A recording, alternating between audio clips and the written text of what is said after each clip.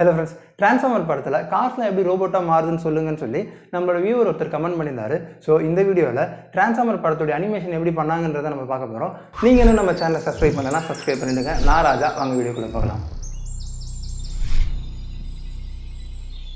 எந்த மூவி எடுத்துக்கிட்டாலும் ஏதாவது ஒரு கேரக்டரை புதுசாக கிரியேட் பண்ணுறோம் அப்படின்னா ஃபர்ஸ்ட் நம்ம கான்செப்ட் ஆர்ட் பண்ணணும். கான்செப்ட் ஆர்ட்டில் எல்லா ஆங்கிலையும் அந்த கேரக்டரை கிரியேட் பண்ணிவிட்டு ஒன்ஸ் அது சாட்டிஸ்ஃபை ஆனால் மட்டும்தான் அது அடுத்த ப்ரொடக்ஷன் லெவலுக்கு போகும்.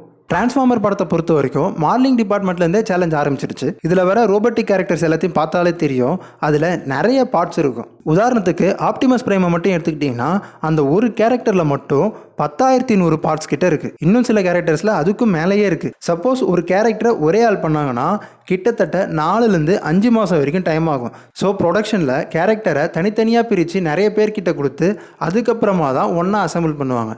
எதுக்காக இந்த ரோபோட்ஸை இவ்வளோ டீட்டெயிலாக பண்ணுறாங்கன்னு கேட்டிங்கன்னா அப்போ தான் பார்க்குறதுக்கு ரொம்பவே நம்பக்கூடியதாக இருக்கும்.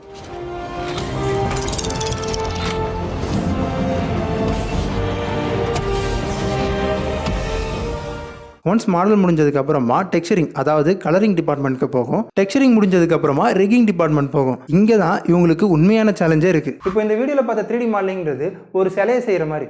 ஒரு சிலையை நம்மளால் நகர்த்த முடியும், ஆனால் அதை அசைய வைக்க முடியாது. ஸோ நம்ம கிரியேட் பண்ண சிலையை, அதாவது 3D மாடலை அசைய வைக்கிறதுக்கு ஏற்ற மாதிரி மாற்றுறது தான் ரிகிங் ப்ராசஸ். எப்படி பொம்மலாட்டத்தில் எல்லா ஜாயிண்ட்லையும் கயிறு கட்டி அந்த பொம்மைக்கு அசைவு கொடுக்குறாங்களோ அதே மாதிரி தான் 3D கேரக்டர்ஸ்க்கும் எல்லா ஜாயிண்ட்ஸ்லையும் கண்ட்ரோல் பிளேஸ் பண்ணி அதை மூவபிள் ஆப்ஜெக்டாக மாற்றுவாங்க. ஜென்ரலாக ஹியூமன்ஸ் கேரக்டர் அந்த மாதிரி பண்ணோன்னா அதில் மூவபிள் ஆப்ஜெக்ட்ஸ் ரொம்ப கம்மியாக தான் இருக்கும்.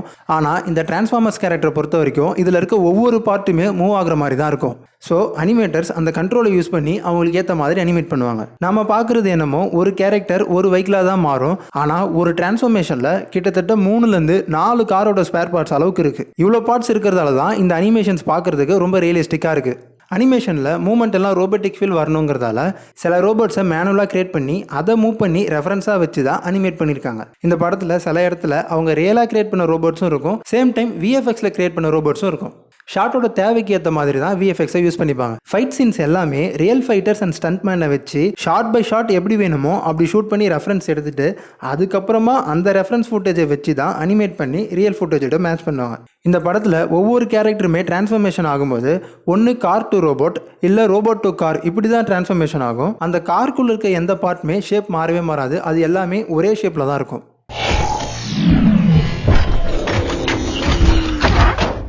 ஓகே ஃப்ரெண்ட்ஸ், இந்த வீடியோவில் நம்ம டிரான்ஸ்ஃபார்மர்ஸோட கேரக்டர்ஸை எப்படி அனிமேட் பண்ணாங்கன்றதை தான் பார்த்தோம்.